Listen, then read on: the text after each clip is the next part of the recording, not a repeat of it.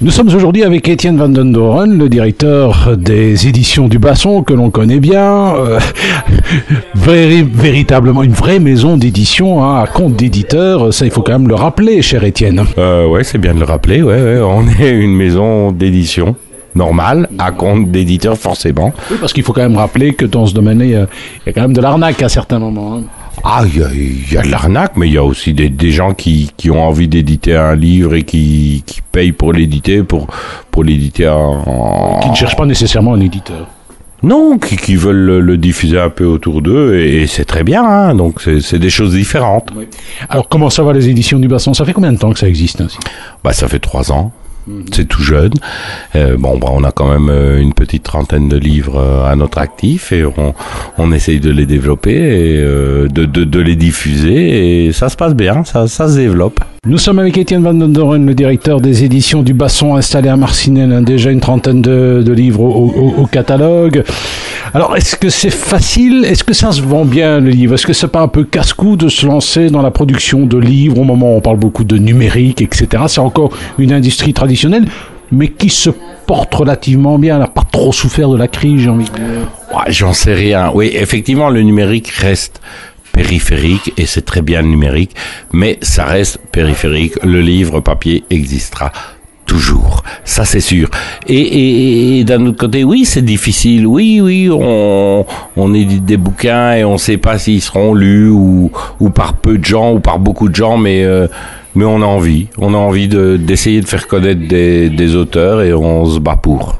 Est-ce que les auteurs se battent aussi avec l'éditeur? Bien sûr. On vient de faire une réunion où justement on essaye de travailler avec les auteurs pour que ça se passe le mieux possible et trouver des solutions pour se faire connaître. Nous sommes avec Étienne Van den Doren, directeur des éditions du Basson, une petite maison d'édition qui devient grande. Alors, est-ce que c'est facile de distribuer? Est-ce que de manière générale, les libraires nous acceptent les écrivains régionaux? Rien n'est facile. C'est pas des écrivains régionaux, parce qu'il y a des écrivains de la région, mais il y en a qui sont de Bruxelles ou de France ou de gauche et de droite. C'est pas une maison d'édition régionale au titre que on édite que des gens régionaux. C'est vrai que récemment il y a eu un recueil de nouvelles et il y avait notamment des Français.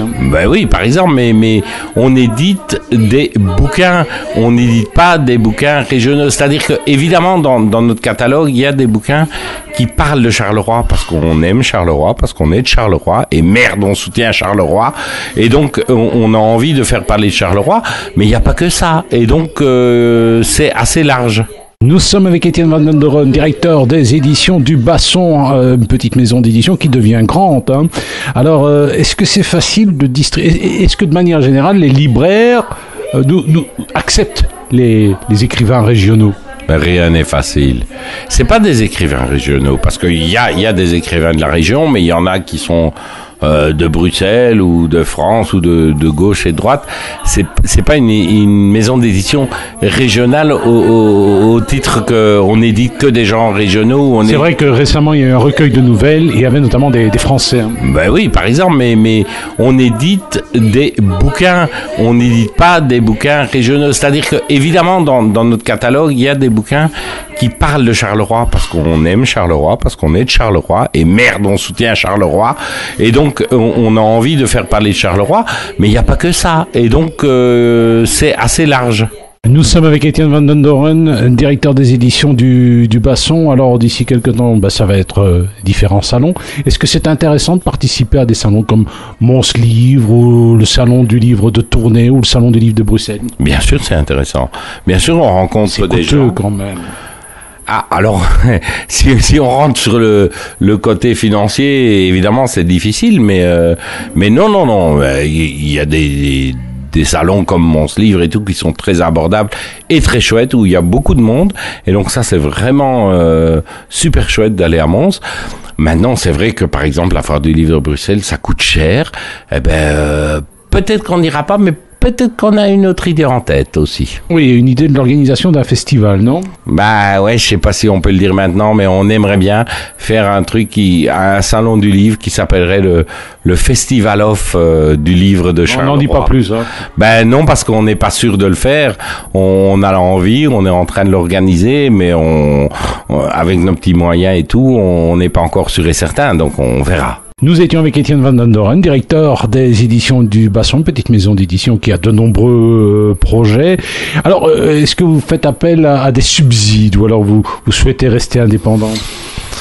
Pour l'instant, non, on fait pas appel à des subsides. On souhaite rester indépendant, effectivement, mais évidemment que on n'est pas Crésus, on n'est pas riche, donc on se bat.